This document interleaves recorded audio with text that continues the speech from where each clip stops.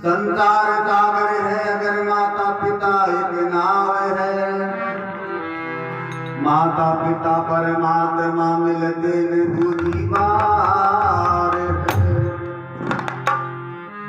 जितने दुखाई आत्मा वो डूबता मझधार है, जितने की सेवा उनकी उस नर का बेड़ा पार। तो श्रवण कुमार के माता पिता श्रवण कुमार से कहने लगे, बेटा बहुत जोर की प्यास लग रही है, कहीं से पानी ला करके पिला।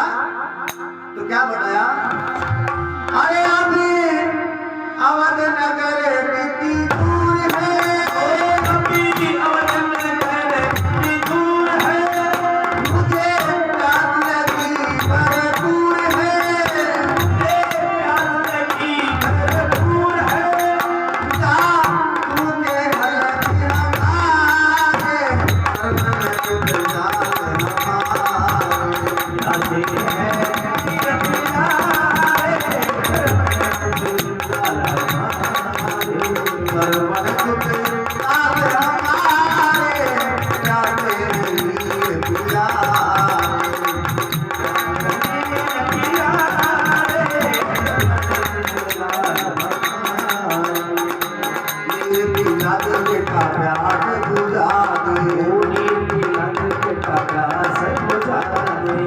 तुझे हलकी हमारे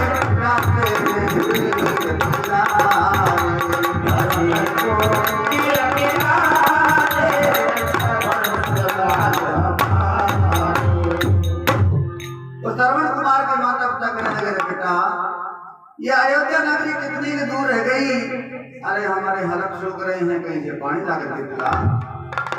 तो श्रवण कुमार अपने माता पिता की पालकी को एक पेड़ के नीचे उतार करके और पानी की तलाश में जाता है। और क्या वार्ता होती है,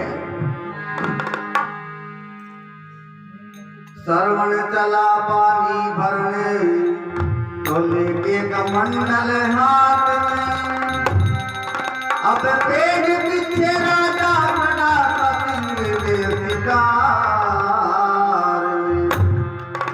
राजा दशरथ जो दिन भर शिकार की तलाश में फिरता है, लेकिन जब शिकार नजर नहीं आता है तो झाड़ियों की ओर में छुप करके बैठ जाता है। मन में विचार करता है कि भाई नदी किनारे कोई न कोई जानवर पानी पीने के लिए आएगा, मैं शिकार करूंगा और महल में वापस लौटूंगा। बताते हैं कि पहले के राजा महाराजा जब शिकार करने के लिए निकलते थे तो बिना शिकार के वापस महल में नहीं जाते थे। तो राजा झाड़ियों की ओर में छुप करके बैठ जाता है। श्रवण चला पानी भरने लेके कमंडल हाथ में, पेड़ पीछे राजा खड़ा था सिंह के शिकार में। घनघोर काली रात की तो पत्ते बिछे थे राह में, जब पैर की आवाज सुनी तो बाण कर दियो जाप। नदी किनारे पड़े हुए पत्तों के ऊपर जब श्रवण कुमार के पैर पड़े तो सरसराहट की आवाज हुई। सरसराहट की आवाज होते ही राजा मन में विचार करता है, कोई कोई न कोई सिंह आ गया। तो राजा बाण संधार कर लेता है। अरे राजा सोचे सिंह कोई आयो, सोचे सिंह कोई आयो, कबीर ने बाण चलायो, कबीर ने बाण चलायो, जा श्रवण के लग जायो रे श्रवण को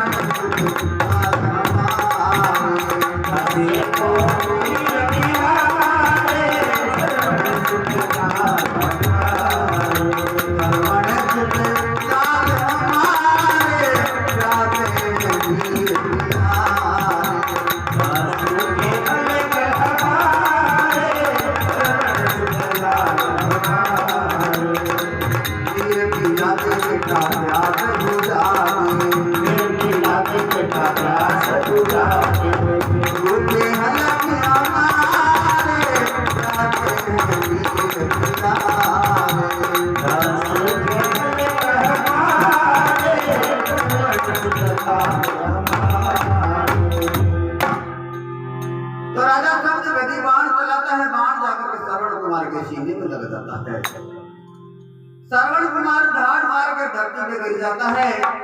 तो श्रवण कुमार के चिल्लाने की आवाज को सुनकर के राजा मन में विचार करता है कि भाई कोई इंसान मारा गया।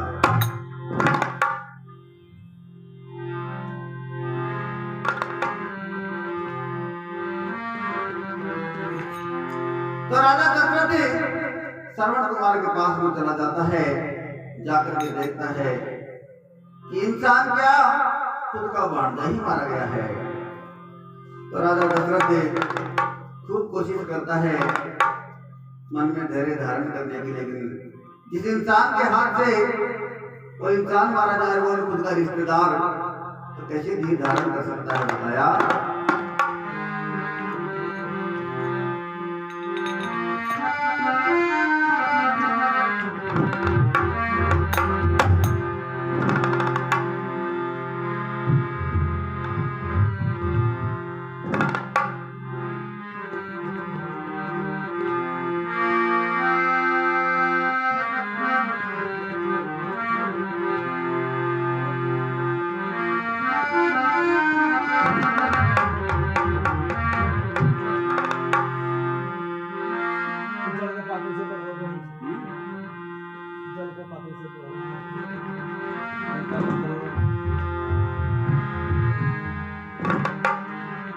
तो श्रवण कुमार राजा दशरथ से कहने लगा, बोले मामा जी जो होना था सो तो हो गया। अब मेरे माता पिता नदी किनारे प्यासे बैठे हैं। मेरे माता पिता को पहले पानी पिलाना, बाद में बताना कि श्रवण कुमार मारा गया है। चिंता ना करो, धीरज धरो, इस पात्र को जल से भरो। पहले पिलाओ नीर उनको, फिर कहो श्रवण मरो।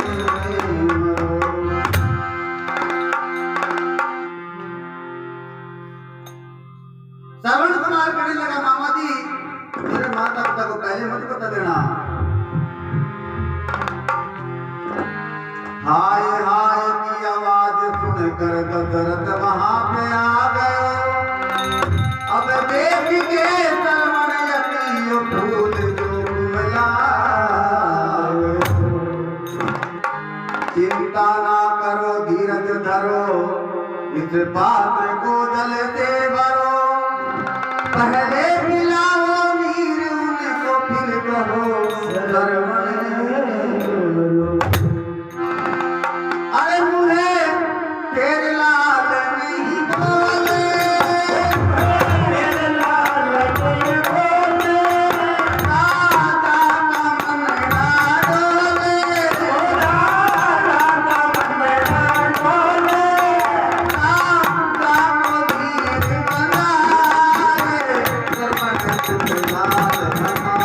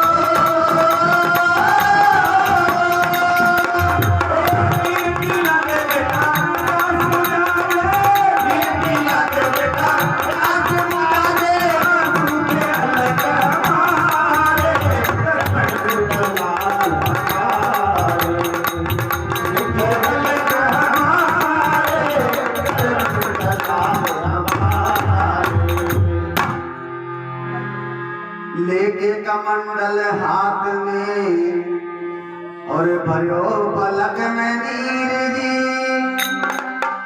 अब लाख जतन राजा करे, पर बंदे नमन को दी। राजा खूब कोशिश करता है धैर्य धारण करने की, लेकिन फिर भी हृदय कांप रहा था। लेके कमंडल हाथ में राजा भरो पलक में नीर जी। अब लाख जतन राजा करे पर बंधे न मन को दी। श्रवण के माता पिता को दियो हाथ में नीर जी। अरे क्यों बेटा तुम ला रहे हो थारो कर कर कांपे शरीर। श्रवण कुमार के माता पिता कहने लगे बेटा अरे कौन सी आपदा आ गई तेरा शरीर थर-थर क्यों कांप रहा है। तो श्रवण के माता पिता कहने लगे अरे सुने या कहीं आपत्ति आई। या कहीं आपत्ति आई तुम्हारे श्रवण की कहनाई। तुम्हारे श्रवण की कहनाई। अरे तू सच सच तो बतला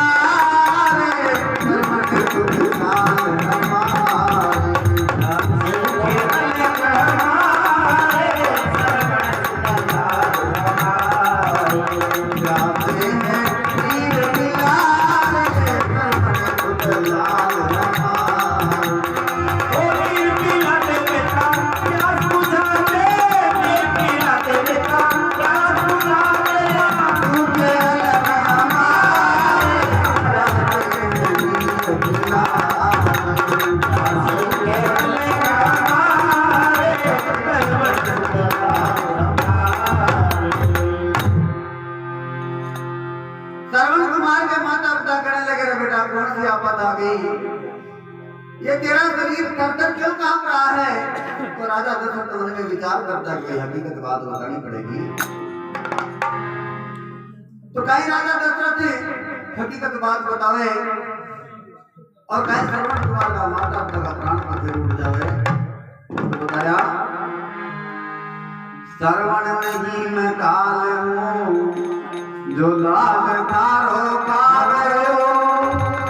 अरे सिंह के धोखे में आके लाल तो मारो। राजा दशरथ कहने लगा मैं श्रवण नहीं मैं काल हूँ जिसने तुम्हारे लाल को खा लिया है।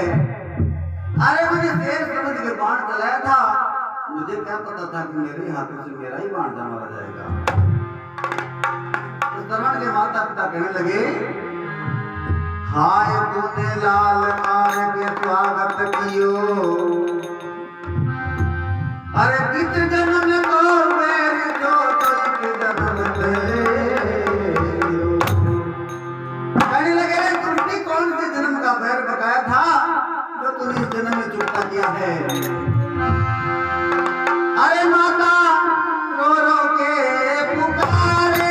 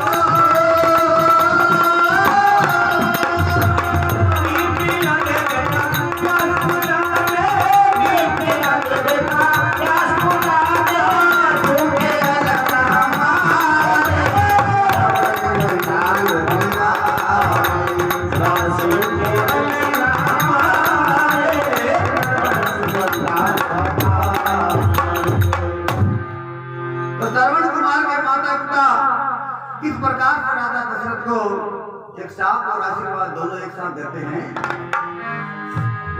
मारो तो दीपक बुझ गयो और थारो भी बुझ जाएगो।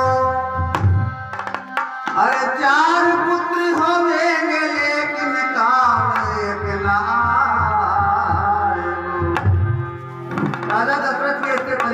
पता नहीं थी। कहने लगे रे दुष्टी, तूने हमारे कुल दीपों को तो बुझा दिया, लेकिन चिंता मत कर, आने वाले समय में तेरा भी बुझ जाएगा। आने वाले समय में तेरे 4 संतान होगी, लेकिन जिस प्रकार से पुत्र के वियोग में हम तड़प तड़प करके प्राण दे रहे हैं, उस प्रकार से तू भी पुत्र के वियोग में तड़प तड़प करके अपनी जान दे देगा, लेकिन अंत समय में कोई भी साथ में नहीं होगा। मारो तो दीपक बुझ गयो और थारो दी बुझ जाएगो। अरे 4 पुत्र होंगे लेकिन काम एक ना आएगो। पुत्र के वियोग में तू तड़प तड़प मर जाएगो। अरे हाय बेटा कर तो जी रह जाएगो। अरे तोहने लाल लोहा कर खाए, लाल लोहा कर खाए, प्यारे पंछी उड़ जावे, अरे प्यारे पंछी उड़ जावे, कभी मन पर पिराए, करके कुछ जाए